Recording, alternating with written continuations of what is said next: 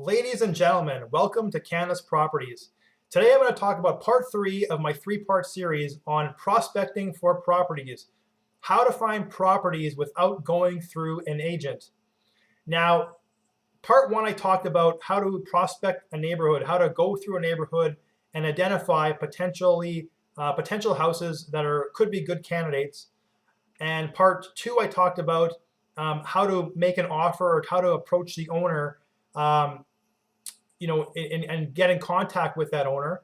And now today I'm going to talk about signs, putting up signs in your neighborhood.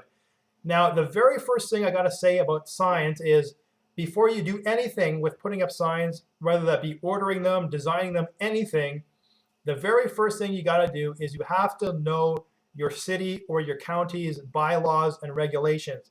Because the last thing you want to do is start doing something where you're putting up some advertisements, you're putting up some signs, and they're going to get you in trouble with your city or your county and maybe even get you fined. That is absolutely the last thing that I want any of you to have happen to you. So the first step is get to know your city's rules and regulations regarding signs. Once you know that, the next step would be to look at designing a sign or getting a sign designed for you. I'm sure everybody has seen in their neighborhood or in their city somewhere these, I buy houses type signs. Now, what I'm proposing that you do, and what I had done myself, is do something that is unique and different.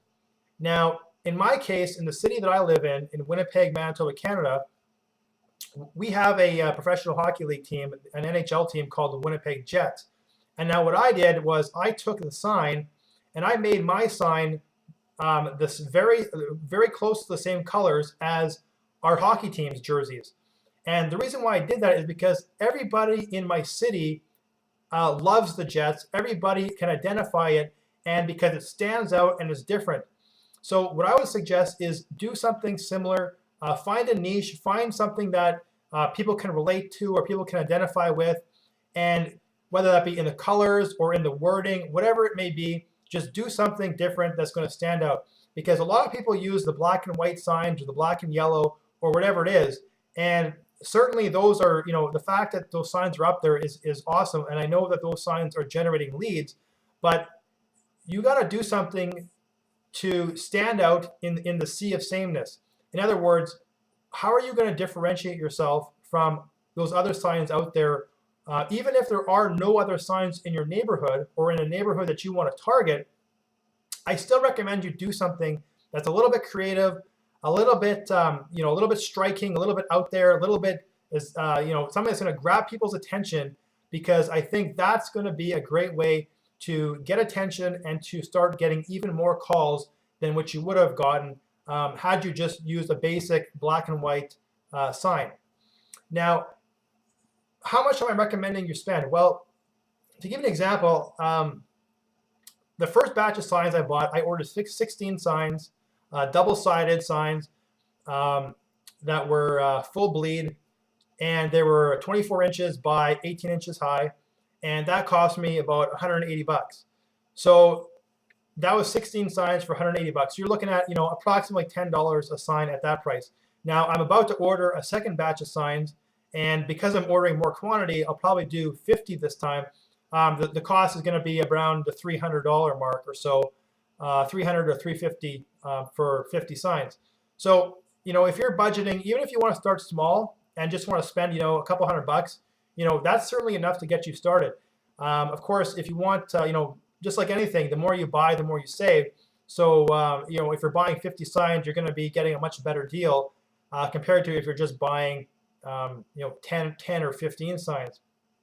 So now, once you have these signs, what are you going to do with them? Well, usually, like in my city, they have rules and regulations, again, related to what types of signs you can put up. Now, what I've done to kind of overcome that is I only put up the signs on the weekend. So what I would do is Friday night, right after work, the signs go up at set places in the neighborhood, and then those signs come down on Sunday evenings, Sunday later on in the evenings. So you're getting basically 3 full days or 2.5 full days of exposure to those signs.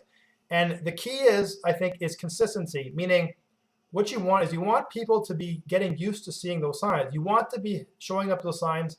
You want those signs to be up each and every weekend, so that people can get used to them, people can get accustomed to them, and so that people no longer are shocked to see them, but they're practically expecting to see them.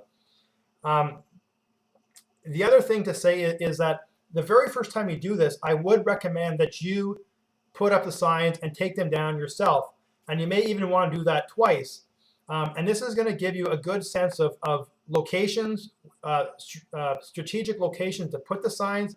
And it's also going to give you an idea of the amount of time it takes to put them up and take them down. Because then after you've done this a few times on your own, this is certainly something that you may want to or may consider maybe hiring a student to do it for you every weekend. Or maybe placing an ad on Kijiji or on Craigslist, looking for somebody who wants to make a few extra bucks a week to do this work for you. So now that since you've done it a couple of times on your own, you now have a benchmark and an idea of how many hours it's going to take, and then therefore what you can charge for this work. Now, the other thing I would like to say about signs as well is you may want to consider getting a second cell phone line. The reason why is because you could potentially, depending on the neighborhood, you could potentially be getting a lot of traffic, a lot of calls based on these signs. And you got to ask yourself the question, do you really want to be tying up your main cell phone line with these types of leads? If the answer is yes, then by all means use your own regular cell phone number. But I would recommend you getting a second cell phone line. And in fact, you don't need to get a data plan. You don't need to get text messaging or anything like that or emailing on your phone. All you need is a basic cell phone with no data features in order to accept incoming calls, have some messages, and make calls. That's about it.